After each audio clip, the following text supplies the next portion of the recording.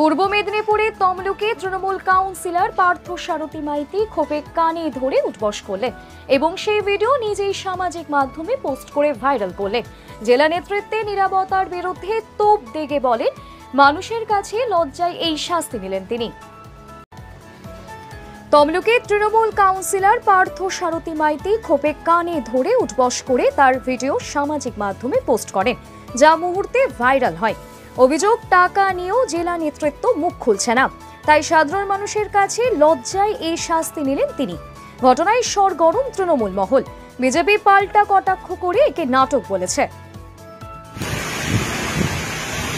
আমরা যেই কানে ধরে উদ্বোস করলাম, আমাদের পূর্ব মেদিনীপুর জেলা যে সকল নেতৃত্ব টাকা নেওয়ার পরও মুখ খুলছে না এবং শুভেন্দুবাবু যে বড় বড় ভাষণ দিচ্ছে, তার একমাত্র কারণ আমাদের কিছু নেতৃত্ব তারা মুখ না খোলা, তাদের হয়ে মানুষের কাছে আমি কানে ধরে উদ্বোস করছি।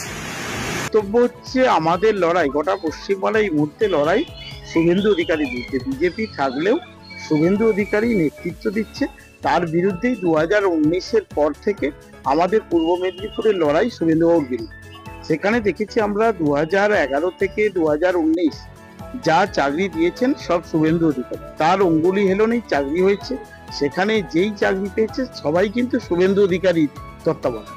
সেখানে দেখেছি যখন 1800 জনের লিস্ট বেরিয়েছে, তখন সেখানে আমাদের তৃণমূলের নেতৃত্বরা কেউ কিন্তু মুখ খোলেন।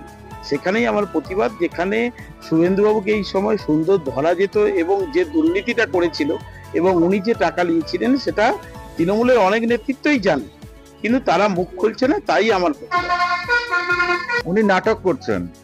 জানে একটা ঢেউ আসছে, পাবলিকের মার ওনাদের পিঠে পড়বে এবং সেই থেকে বাঁচার জন্য উনি আগে থেকে নাটক শুরু করেছেন।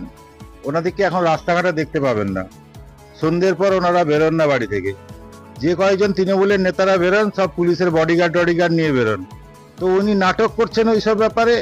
ওনারা তো দুর্নীতিতে ওনারা একবারে খুবই সবাই বুঝতে পারছেন ওরা কিভাবে দুর্নীতিটা করেছেন চাকরির ক্ষেত্রে, এসএসসির ব্যাপারে। তো সেই জন্য উনি নাটক করছেন পুরোপুরি, যাতে পাবলিক ওনাকে রক্ষা করে, কিন্তু ওনাদের রক্ষা হবে না। পাবলিকের একটা ঢেউ আসছে, ওনারা সাবধান হয়ে যান। শুভেন্দু অধিকারী দুর্নীতির সঙ্গে যুক্ত তৃণমূল কংগ্রেসের নেতৃত্বরা যেখানে যারা বলার সুযোগ পাচ্ছেন বলছেন। আমি পার্থবাবুকে আগেও বলেছি, আবার পার্থবাবুকে যে ঘটনা ঘটাচ্ছেন সেই ঘটনার দলের সুনাম হচ্ছেন না।